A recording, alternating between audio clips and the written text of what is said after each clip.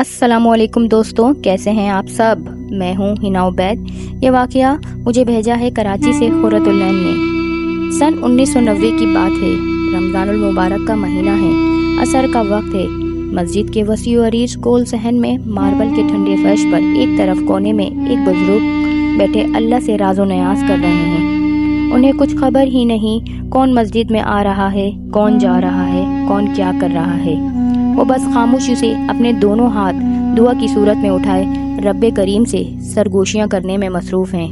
آج تیسرا روزہ ہو گیا، لیکن ان بزرگ کی کیفیت میں فرق نہ آیا۔ اذان ہوتی تو نماز کے لیے کھڑے ہو جاتے، نماز پڑھتے اور پھر اسی طرح دعا کے لیے ہاتھ اٹھا کر اپنے خالق سے باتیں کرنے لگ جاتے۔ سحری میں جو کچھ مل جاتا شکر الحمدللہ کہہ کر کھا لیتے، روزہ کی نیت کر لیتے، اور اس مسجد میں اذان مغرب دینا تو ان بزرگ کی ہی ذمہ داری تھی۔ کیا خوبصورت آواز اللہ نے انہیں بخشی تھی کہ سنتے جاؤ اور سنتے ہی جاؤ۔ آج بھی اذان مغرب دینے کے بعد وہ افطار کر کے نماز پڑھنے کے بعد اسی طرح معمول کے مطابق کونے میں جا کر بیٹھ گئے تھے۔ دونوں ہاتھ ہوا میں دعا کی صورت اٹھائے ہوئے تھے اور خود روتے جاتے تھے، کہتے جاتے تھے، اے اللہ، اتنی لمبی جدائی نہیں برداشت ہو رہی، اللہ نہیں ہوتی برداشت۔ اس طرح روتے جاتے اور مستقل آنے جانے والے دیکھ کر گزر رہے ہیں۔ کبھی کوئی ترہم بھری نظر ڈال کر گزر جاتا تو کبھی کوئی کچھ سیکنڈ رک کر دیکھنے لگتا اور ان کی دعا کی قبولیت کے لیے دعا کرنے لگتا۔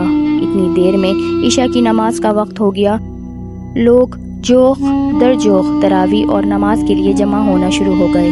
اسی وقت ایک خوش لباس شخص مسجد میں داخل ہوا، خوبصورت چہرہ، پینٹ کوٹ پہنا ہوا، ہاتھ میں بریف کیس اٹھائے، چہرے سے پریشانی چھلک رہی تھی۔ آتے ساتھ فوراً بریف کیس دیوار کے ساتھ رکھا اور خود وہاں کھڑے ہو کر نمازیوں کے ساتھ نماز میں مشغول ہو گیا۔ نماز پڑھ کر دعا کے لیے ہاتھ اٹھائے، نہ جانے کتنی ہی دیر تک کیا مانگتا رہا۔ کافی دیر بعد چہرے پر پھیرا اور گھٹنوں پر زور دیتے ہوئے اٹھنے لگا کہ یکدم اس کی نگاہ کونے میں چپ چاپ بند آنکھوں کے ساتھ دعا کے لیے ہاتھ اٹھائے ان کے باریش بزرگ پر پڑی۔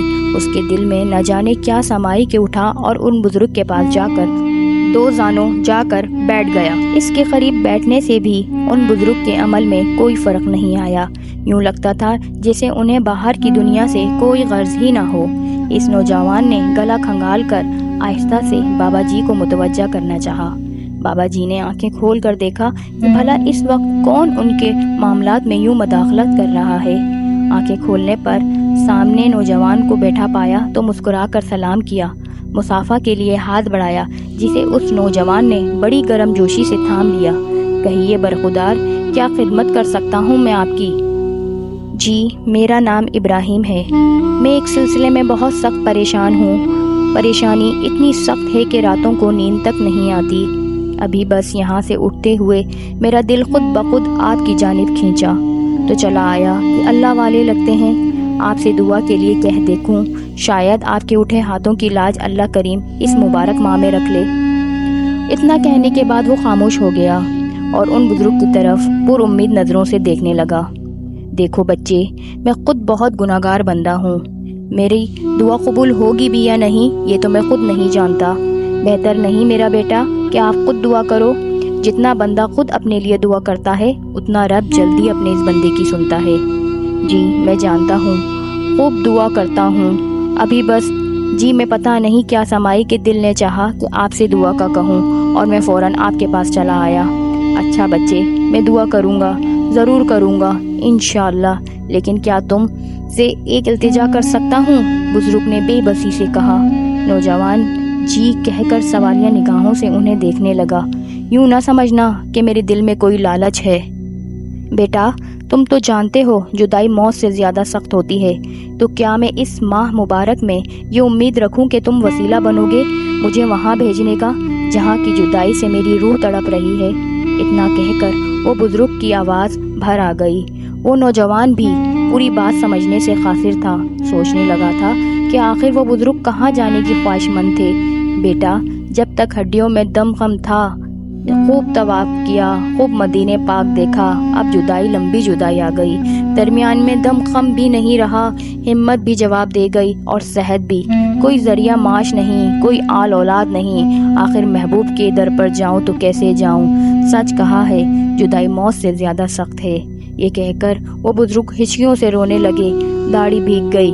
کب اس نوجوان کی آنکھوں سے بھی گرم سیال بہنے لگے، اسے پتہ نہیں چلا۔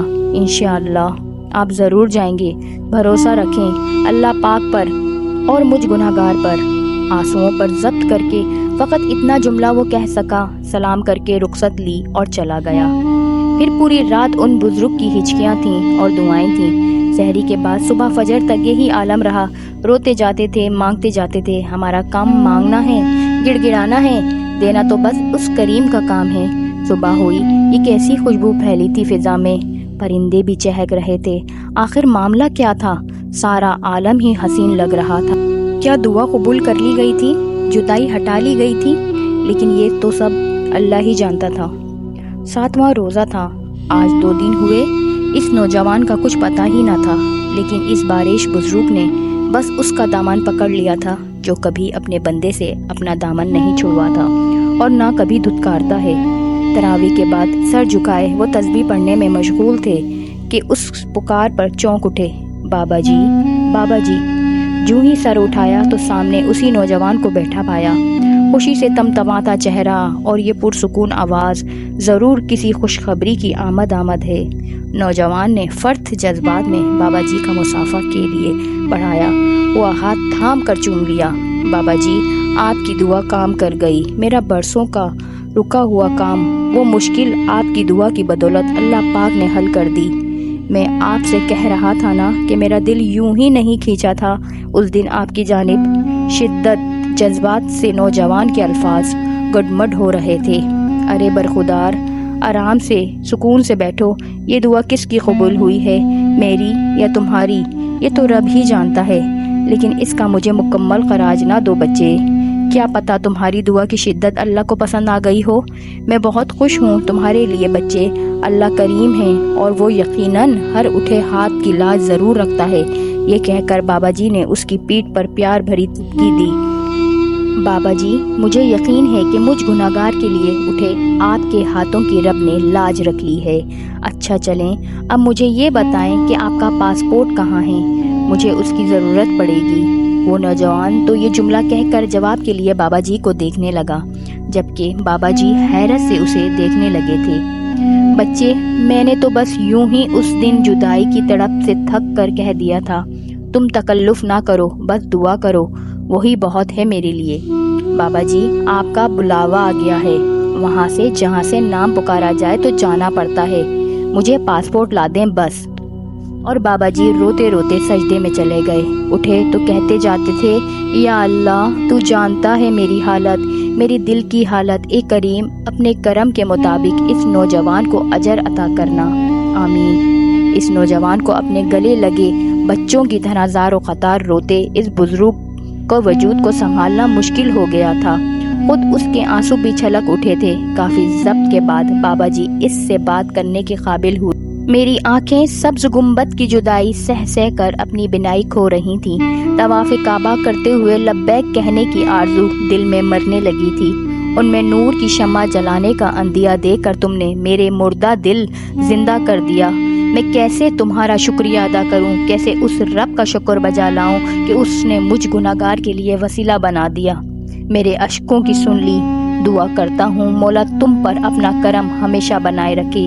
یہ ایک سید کی دعا ہے تمہارے لیے۔ دل سے نوجوان یہ داستان عشق اور انتظار سن کر آبدیدہ ہو گیا۔ آپ سید ہیں، آپ کی تو ہم خاک کے برابر بھی نہیں، بس دعا کیجئے۔ پاسپورٹ وغیرہ لے کر وہ نوجوان رخصت ہوا۔ 8ویں روزے کی سحری تھی، بزرگ روتے جاتے تھے، شکر ادا کرتے جاتے تھے۔ خوشی ایسی تھی کہ ڈرتا کہیں سبز گنبد کے دیدار سے پہلے، کالی کملی کی دید سے پہلے موت نہ آ لپکے۔ دوسرے دن اذان مغرب دینے کے بعد مائک سے نعت کی آواز ابھری، اشک چاندی کی طرح تھال میں چھن چھن کر کے گر رہے تھے، اور اسی طرح روتے روتے وہ بزرگ اپنا پسندیدہ کلام پڑھ رہے تھے۔ فاصلوں کو تکلف ہے ہم سے اگر، ہم بھی بے بس نہیں، بے سہارا نہیں، خود انہی کو پکاریں گے ہم دور سے، راستے میں اگر پاؤں تھک جائیں گے۔ آواز میں اتنی محبت تھی کہ مسجد میں بیٹھے ہوئے ہر آدمی کی آنکھیں نم ضرور ہوئی ہوں گی۔ آج 15ویں روزے کا سورج طلوع ہوا، گنبد خضرا والے کا بلاوا آ گیا تھا۔ لبیک کہنے کے لیے، طواف کعبہ کرنے کے لیے رب نے انہیں پکار لیا تھا۔ سو احرام باندھے وہ بزرگ اس نوجوان کے ساتھ طیبہ روانہ ہوئے۔ میرے آقا کا در ہوگا پیش نظر، میں مدینے چلا، میں مدینے چلا۔ کیا نور کی برسات ہو رہی تھی ان کے پیارے چہرے سے، جدائی کی طویل سال مٹ رہے تھے۔ زبان اس نوجوان کے لیے ہر دم دعا کرتی جاتی تھی۔ اس نوجوان نے اپنا عہد پورا کیا۔ ان کے دل کی شدت دیکھتے ہوئے رب نے کیا وسیلہ بنایا۔ کیا شان ہے میرے سونے رب کی، وہ جب کہتا ہے کن تو سب ہو جاتا ہے، موزے بھی ہو جاتے ہیں۔ جدائی کی تڑپ اور کملی والے کا عشق سچا ہو تو سارے خواب پورے ہو جاتے ہیں۔ اس لیے قرآن کریم میں اللہ پاک نے فرمایا ہے، تم مجھ سے مانگو میں تمہاری دعا قبول کروں گا۔ سبحان اللہ۔